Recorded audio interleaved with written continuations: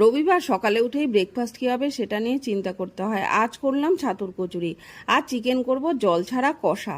আলু দেবো না, ফোড়নে দিলাম গোটা গরম মশলা, শুকনো লঙ্কা আর লঙ্কা গুঁড়ো পেঁয়াজের সাথে দিয়ে ভেজে নিলে কালারটা দারুণ হয়। এটা শিখেছিলাম আমার বাবার কাছ থেকে। মাংস রান্নার হাতে খড়ি হয়েছিল বাবার হাত ধরে, আর এ বাড়িতে এসে শাশুড়ি মায়ের কাছ থেকে ধীরে ধীরে অনেক কিছু শিখেছি।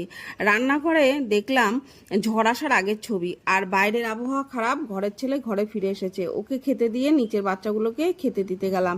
আর যেখানে যত বোতল আছে সব ভর্তি করে রাখলাম, কারেন্ট অফ হয়ে গেলে যেন খাবার জলের কোনো অসুবিধা না হয়। আর বৃষ্টি না হলে গরমটা কিছুতেই কমছে না। দুপুরের মেনু ছিল ভেন্ডি আলু সিদ্ধ, ডাল, শুকনো আর চাটনি। আর এটা হলো চিকেনের ফাইনাল লুক। আজকের চিকেনটা জাস্ট অসাধারণ হয়েছিল, একদম সফট।